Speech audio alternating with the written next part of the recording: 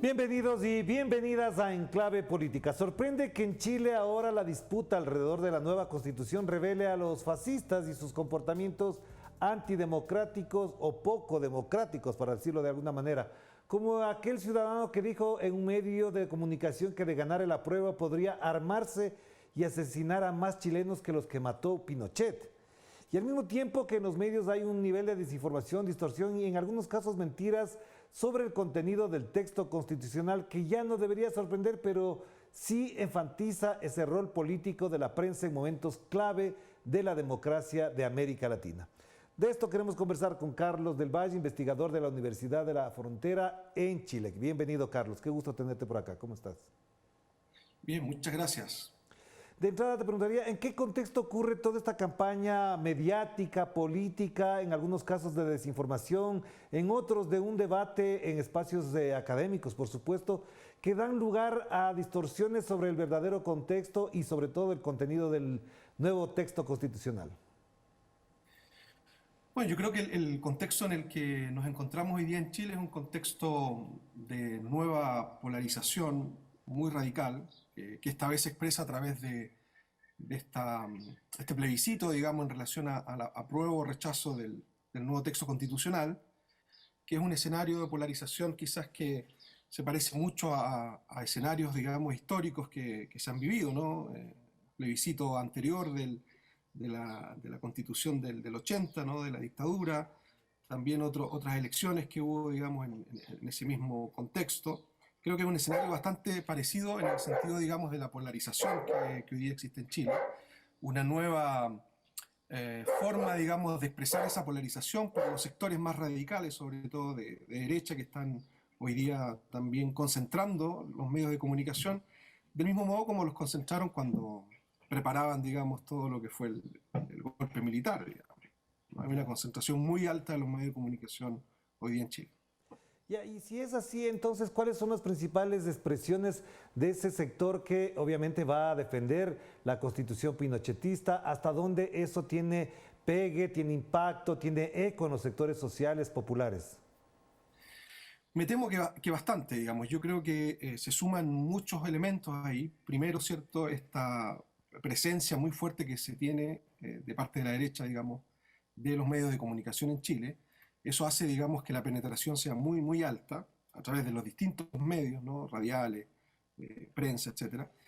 Pero también yo creo que se debe a que ha habido una nueva forma, digamos, de expresar esa enemización de la que yo hablo constantemente, digamos, de situar a quienes están por el apruebo como enemigos, digamos, de quienes quieren lo mejor para el país, que son los que están por el rechazo. Entonces, hay una polarización ahí que se expresa de nuevo con la idea, ¿cierto?, del enemigo de Chile, del enemigo de la patria, ¿no? Porque hay una serie de estas leyes, digamos, que aparecen en la Carta Constitucional que son tergiversadas en su interpretación para explicar que los que están aprobando, digamos, lo único que quieren es dividir el país, digamos, lo que quieren es que otros sectores, digamos, sean los que se apropien, ¿no? Los privilegiados, se habla mucho hoy día de los privilegiados, que son los que hoy día aparecen como los sectores más vulnerables, ellos los hacen ver como los nuevos privilegiados, una cuestión muy curiosa, digamos, pero que tiene bastante poder, me temo, digamos, en la población, mucho, cala muy fuerte. ¿Y de qué manera influye la gestión del gobierno del presidente Gabriel Boric en este comportamiento de la derecha? ¿Hasta dónde también incide que algunos temas de orden económico estén influyendo también en el comportamiento de los ciudadanos? Yo creo que hay varios elementos. Uno, creo que tiene que ver con una cierta apatía que ha habido en torno a la relación con los medios de comunicación. Los mismos medios de comunicación más alternativos, más progresistas que se levantaron para el movimiento social fuerte, ¿cierto?, en Chile. Hoy día no se ve esa alianza, digamos, una alianza que habría sido bastante conveniente para enfrentar este proceso. Creo que ahí hay una debilidad. La otra probablemente tenga que ver con una cuestión más estructural, o sea, al gobierno se le está impidiendo hoy día prácticamente expresar cualquier voluntad respecto de esta elección, digamos, o sea, a través de la Contraloría General de la República y otros organismos, digamos, contralores se les dice ustedes no pueden hacer campaña por el apruebo, no pueden decir nada, solo hay una unidad que puede hacer esto, que es la unidad relacionada con comunicaciones del gobierno, que es la Secretaría de Comunicaciones, y nadie más. Entonces hay también un control, digamos, que hace que no se pueda hoy día pronunciar casi prácticamente nadie, digamos, si lo hace, digamos, es objetado rápidamente y es interpelado. Ya. En esa misma línea de reflexión, si esto está planteado ahí, ¿en dónde están los espacios, cómo se expresan los espacios de análisis real a los que pueda acudir un investigador, un ciudadano, un político, una autoridad? Es decir, ¿se están generando y si se están generando, cuál es también el sentido que adquieren estos espacios? Yo creo que son espacios bastante hoy día relativos, ¿no? Son espacios que tienen que ver efectivamente con un sector, digamos, de ciertos intelectuales probablemente que están tratando, digamos, de plantear cuestiones como hay que leer el texto constitucional, hay que hacer un análisis mucho más profundo y no quedarse con estas fake news que están circulando fuertemente. Pero me temo que ese discurso, digamos, ese planteamiento no está llegando, digamos, lo suficiente. Probablemente se queda en esos espacios más de élite intelectual. Sí hay sectores, digamos, que están a través de los medios de comunicación, sobre todo, llegando muy fuerte al resto de la población. Y también se trata de algunos intelectuales, digamos, que en algún momento eran, o uno los podía calificar de cierto progresismo, hoy día están con una postura muy conservadora respecto de este plebiscito, digamos, de esta nueva constitución. Ya, entonces uno que cuando escucha todo esto se pregunta dónde quedó el fervor del estallido social de octubre del 2019, hasta dónde efectivamente ese eco se ha ido diluyendo, por qué las organizaciones, los ciudadanos, los grupos sociales que participaron de esto no se han vuelto activos en la misma dimensión de esa protesta.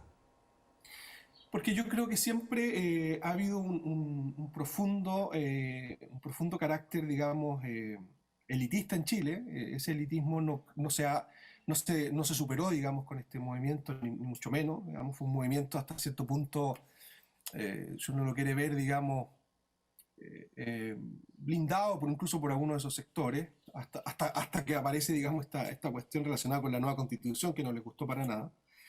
Y por otro lado está el tema, digamos, que yo diría que también es importante, el profundo racismo que hay en Chile. Entonces hoy día, como aparece una nueva constitución reconociendo muchos derechos relacionados con el mundo indígena, con los pueblos originarios, se levanta un fuerte discurso, digamos, de que los indígenas ahora van a ser los nuevos privilegiados, que van a estar por sobre el resto de la población, que es una cuestión que parece irrisoria, digamos, pero está calando muy fuerte en la población, digamos, de manera transversal. Y yo creo que apela, por lo tanto, a una estructura, digamos, más profunda de racismo que hay en el país y que no se ha superado movilizaciones, estallidos sociales mediante. Se ha mantenido. Claro, Carlos, esto que acabas de mencionar me preocupa porque a propósito de el último estallido social en el Ecuador en junio, evidentemente también fue uno de los rasgos que caracterizó a la contraprotesta en medios de comunicación, incluso en sectores medios y altos, un racismo impresionante, es decir, calificándolos prácticamente a los indígenas como invasores del territorio ecuatoriano. No sé si en esa misma dimensión está colocado y si es así, entonces ya no se trata solamente de un problema en Chile, de Ecuador, sino que en donde hubo colonialismo, coloniaje, hay racialización, efectivamente pasan estas cosas. Absolutamente. De hecho, el mundo indígena en los 80, digamos, fue un aliado muy importante para los sectores, digamos, que querían derribar la dictadura. Hubo un pacto ahí a fines de los 80, ¿no? Que se supone que iba a refrendar de alguna manera muchas de las cuestiones que hoy día se están planteando, por cierto, relacionadas con los territorios, relacionadas con los derechos, pero que no se logró porque naturalmente tuvimos un periodo, digamos, post dictadura de mucho pacto, digamos, con la dictadura saliente. Y luego a mediados de los 90 se produce un movimiento muy fuerte, digamos, del mundo mapuche, del mundo indígena, pero el mapuche es el más importante dentro, digamos, del mundo indígena en Chile, por lejos sobre el resto. Y ese movimiento, digamos, ha ido, yo creo, penetrando sistemáticamente y que se canaliza con mucha fuerza en este movimiento, en este estallido, digamos, que ocurre en Chile en los últimos años. Y por lo tanto hay una expresión de ese movimiento mapuche que digamos, canaliza a través de esta nueva constitución, que es como un sentir, digamos, que venía, lo que quiero decir, que venía desde fines de los 80, digamos, y que se expresa hoy día en la nueva constitución, pero que hace emerger, digamos, todos los temores, digamos, todos los miedos, ¿no? Sobre todo la élite en Chile, ¿no? Pero no solo la élite, sino que mucha gente que está hoy día ocupando, por ejemplo, territorios, tiene sus viviendas, tiene su espacio, digamos, de veraneo, etcétera, que ahora lo ve como un temor, digamos, que se instala nuevamente y que se aprovecha mucho la derecha de explotar eso, ¿no? O sea, si se aprueba esta nueva constitución, usted va a perder todo lo que tiene, ya no va a haber posibilidad, digamos, de seguir ocupando esos territorios, lo que hay que devolver es una cantidad importante, entonces empiezan a aparecer esas cifras, digamos, que causan mucho temor. Y yo creo que eso explica en buena parte por qué también la población se suma, digamos, a este discurso racista, ¿no? Porque es un discurso racista, pero encubierto por este temor, digamos, de que ellos nos van a quitar lo que nosotros tenemos. O sea, es como un racismo hoy día justificado, digamos, aparentemente porque la nueva constitución le va a entregar derechos y privilegios, que es un concepto que se está usando mucho, a los indígenas y por lo tanto causa ese efecto, ¿no? Un efecto, yo creo que esperado, digamos, ¿no? Un efecto esperado para el resto de la población. Hagamos una pausa, enseguida volvemos con Carlos del Valle para poder entender en perspectiva qué podría ocurrir en Chile si se aprueba la nueva constitución y efectivamente si no se aprueba también cuál sería el panorama político de Chile, tomando en cuenta que gobierna en Chile un partido político y un dirigente progresista del centro de la izquierda y con una constitución que le va a atar de pies y manos si efectivamente quiere cambiar la realidad social de ese país. Vamos a la pausa.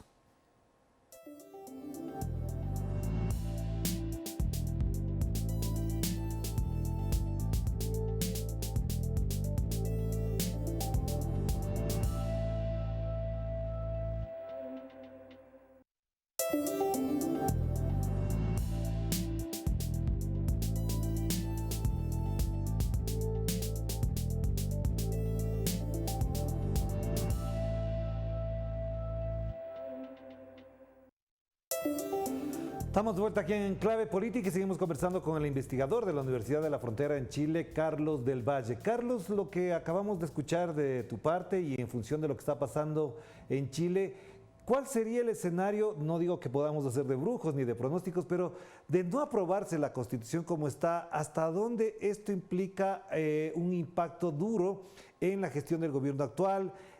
¿Podría movilizarse la gente de nuevo? ¿Cuál sería la expectativa que se plantea de no aprobarse el texto constitucional? Bueno, el rechazo de esta nueva propuesta, digamos, esta propuesta de una nueva constitución, sin duda que sería un impacto muy fuerte para el gobierno actual, en el sentido de que hay que entender que también es un gobierno que de alguna manera llega al poder y nutrido, digamos, con todo este movimiento social que se genera en su momento, digamos, no aparece espontáneamente, sino que viene muy relacionado con ese movimiento, y es más, viene también relacionado con los movimientos estudiantiles, en los cuales ellos mismos participaban. Por lo tanto, sería una frustración muy grande, digamos, desde el punto de vista político, y también generaría un impacto bastante fuerte no poder contar con esta nueva constitución que de alguna manera permite realizar una serie de transformaciones que son necesarias hoy día.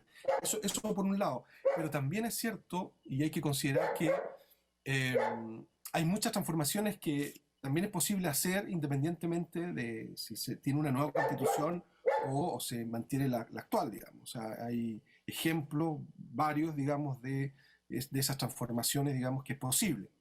Entonces ahí también yo creo que digamos, el grupo político, digamos, gobernante, actual y anteriores, digamos, no han tenido probablemente la voluntad política de hacer alguna de esas transformaciones, porque suponen cierta pérdida, digamos, de poder central, ¿no?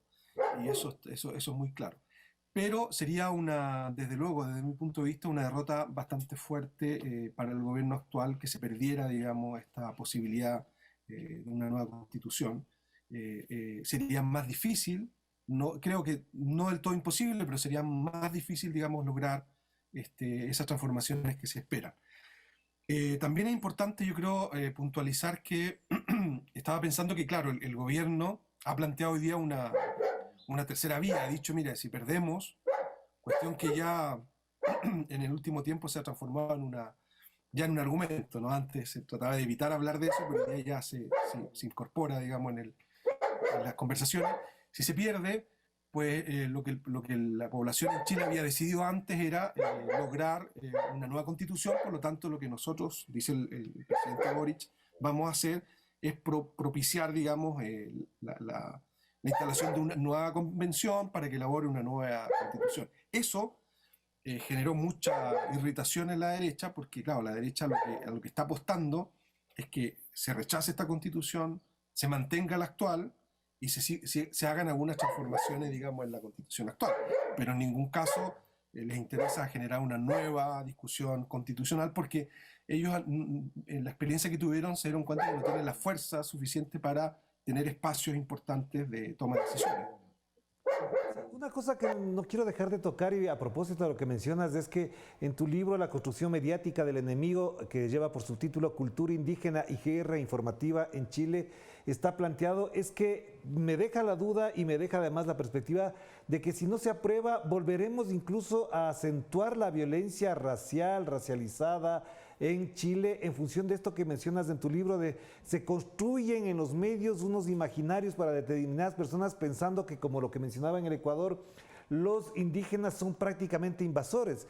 Si esto es así, ¿cuál es la alternativa? ¿Cómo se construye la otra versión de los hechos o el otro relato político para que entre chilenos y chilenas no tengamos esto que está planteado como un problema gravitante y medular en la cultura política de Chile?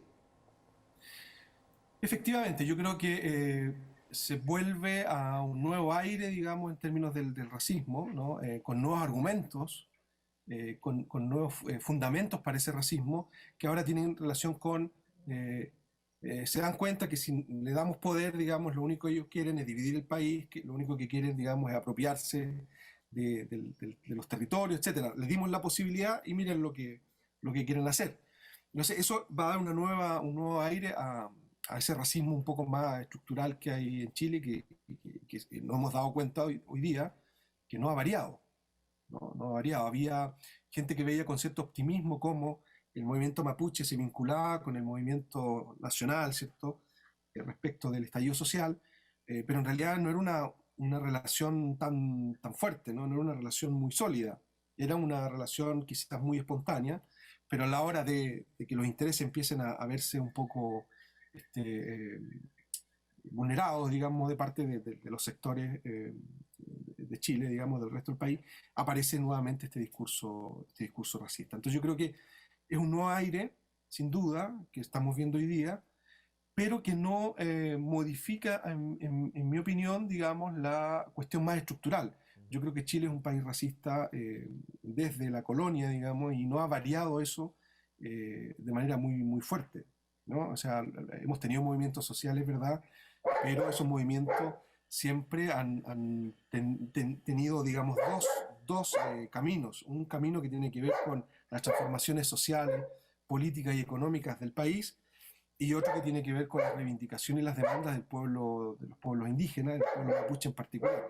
Y han seguido caminos distintos, ¿no? Que hoy día convergen en este estallido social y convergen en esta nueva carta constitucional, pero que en realidad en el fondo se mantienen, digamos, esas diferencias y hoy día aparecen. O sea, si ustedes piensan que se aprueba la necesidad de una nueva constitución en un porcentaje tan alto y hoy día probablemente se rechace esa nueva constitución, también en un porcentaje alto, no sé si tan alto, pero significativo, considerando esos argumentos, digamos, que se están dando hoy día, pues nos dan cuenta que no ha habido transformaciones estructurales profundas, digamos, en ese ser racista que ha definido Chile, digamos, desde siempre, ¿no?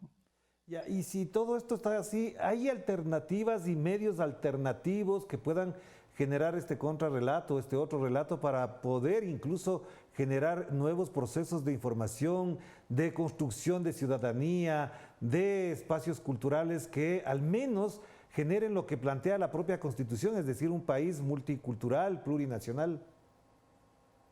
Bueno, desde mediados de los 90 el movimiento mapuche empezó con una estrategia intervención de la agenda de los medios tradicionales, de los medios, digamos, concentrados, ¿no? Y esa estrategia consistió principalmente en la realización de ciertos actos, digamos, sobre todo atentados incendiarios, ¿no? En alguna zona, que hoy día es la zona que se considera, ¿cierto?, la zona de conflicto, la zona roja, como le llaman algunos también. A mediados de los 90 se produce esa estrategia y a fines de los 90, comienzos del 2000, aparece una estrategia, digamos, de creación de medios propios. Entonces, hoy día el movimiento mapuche tiene yo diría, una cantidad importante de medios de comunicación, prensa, radio, televisión, ¿no? Que le han permitido instalar un discurso. O sea, que el gobierno que entró hace poco comenzara a hablar, por ejemplo, en sus discursos de Walmapu, el concepto, digamos, de territorio mapuche, digamos, que se usaba antes solo en los espacios, digamos, del movimiento casi más radical, para mí es un triunfo, digamos, comunicacional. Y un triunfo comunicacional no obviamente de los grandes medios, sino que de estos medios que han logrado, digamos, influir de cierto modo, ¿no? Ahora, el problema es que la presencia que tienen esos medios es una presencia solo vinculada al propio sector mapuche, no es una presencia que en un cerco informativo como el que se genera hoy día vaya a poder penetrar. O sea, en algún momento penetró cuando estaba el movimiento social fuerte, el estallido social, porque los medios de comunicación hegemónicos obviamente no podían dejar ese discurso fuera. Habrían quedado con un vacío informativo, digamos, ¿no? Durante todo ese tiempo. Entonces incorporan ese discurso. Pero hoy día cuando se discute esta nueva constitución se produce un nuevo cerco comunicacional y ya estos temas obviamente quedan fuera porque los temas ahora son los mapuches, los indígenas, ¿cierto? Quieren apropiarse de todos nuestros territorios, quieren privilegios que nosotros no tenemos, etc. Entonces ese es el nuevo discurso. Y en ese nuevo discurso obviamente la presencia del discurso más propio del movimiento mapuche no tiene ninguna presencia hoy día, salvo los propios medios que circulan mayoritariamente, yo diría, entre ellos mismos y con muy poca presencia afuera. Incluso los medios que en algún momento eran medios un poco más progresistas, que se manifestaron como progresistas durante la movilización, el estallido social, hoy día, creo yo, tienden también a vincularse un poco más cerca del poder, ¿no? Del poder que se expresa hoy día no en el gobierno, precisamente, sino que en la misma clase política de siempre, que hoy día no quiere una nueva constitución en estos términos. Ya, y para finalizar, una cosa que no quiero dejar de mencionar, y por supuesto por la atención que merece el libro tuyo, de tu autoría que estamos conversando, en la segunda parte a mí me dejó preocupado sobre todo el tema que tiene que ver con los alcances que adquiere esta producción globalizada del enemigo. Ahí se menciona, por ejemplo, cosas como la necropolítica y el otricidio. Esto me parece que es clave que se lo pueda entender en función de la realidad de Chile, pensando que incluso otros ya hablan no solamente de necropolítica, otricidio, sino de un ecocidio donde se incluyen también a los pueblos ancestrales. ¿Hasta dónde esto se está configurando ya como una realidad que, desatendida por los organismos pertinentes, se va filtrando todos los días en la realidad chilena? Bueno, son prácticas, la necropolítica, por ejemplo, el otrocidio, son prácticas que vienen desde la colonia misma, digamos. Son prácticas históricas, por lo tanto, sistemáticas y además fuertemente institucionalizadas, porque hay aparatos, digamos, de los estados, de los gobiernos, que se encargan de llevar a cabo este proceso. Estoy pensando, por ejemplo, en los tribunales, ¿no? Y todo el proceso de criminalización y judicialización, digamos, que se hace del movimiento mapuche y de cualquier movimiento de protesta. Pero también estoy pensando que esa práctica, digamos, hoy día vuelve a emerger. Eso que tú mencionabas al comienzo, ¿no? De este señor que aparece ahí diciendo hay que matar más gente de la que se... Eso es una expresión necropolítica que tiene que ver, no es matar a cualquiera, es matar sobre todo a aquel que hoy día aparece, digamos, con comillas, privilegio, ¿no? Y que siempre se ha considerado un ciudadano, si acaso un ciudadano, digamos, porque en realidad desde el punto de vista de la necropolítica digamos, son enemigos, ¿no? Se habla del derecho penal del enemigo, de hecho. Entonces, como hoy día aparecen, entonces esta gente dice, bueno, hay que eliminarlos, parece, ¿no? Entonces, la necropolítica y estas prácticas, digamos, vuelven a aparecer con mucha fuerza. Es verdad que en el discurso de algunos con ciertas patologías, digamos, profundas, pero no deja de llamar la atención que aparezcan y que circulen, se viralicen de esa manera, digamos. Hay gente que no se atreve a decirlo, pero pone este señor diciéndolo. Entonces, es preocupante, sin duda que es preocupante lo que se instaló ahora a propósito, digamos, de ese racismo estructural de Chile. Es preocupante también porque es un fenómeno que se da en la región latinoamericana, no un fenómeno solo chileno, uno lo puede observar con matices, digamos, en otros lugares. En Argentina pasó también con el propio movimiento mapuche por ahí por el 2017, y uno lo observa también en Colombia, en otros países, como emerge esta misma forma, esta práctica, digamos, de eliminar al otro, que se considera que no es de la misma categoría, digamos, que el resto de la población. Es algo muy radical, muy digamos, terrible, pero es algo que está instalado y yo creo que es una de las cosas que hay que lamentar, además de lo que significa todo este debate, digamos, hay que lamentar lo que está pasando hoy día en Chile. Claro que sí, Carlos, muy amable, muy atentos a lo que mencionas y sobre todo preocupados por lo que pasa en Chile. Y también la recomendación para que vean, revisen, si encuentran el libro de Carlos Valle, La construcción mediática del enemigo, que es muy importante, lo he leído con mucho placer, por supuesto, y el interés está planteado ahí alrededor de esta conversación. Te mando un abrazo, que estés muy bien. Muchas gracias, un abrazo. Gracias a Carlos del Valle a propósito de lo que pasa en Chile. Efectivamente, esta es una situación preocupante, pero bueno, aquí estamos para analizar y reflexionar en la perspectiva de que este tema sea mejor analizado y mejor tratado también por los medios. Nos despedimos. Cuídense mucho. Chao, chao.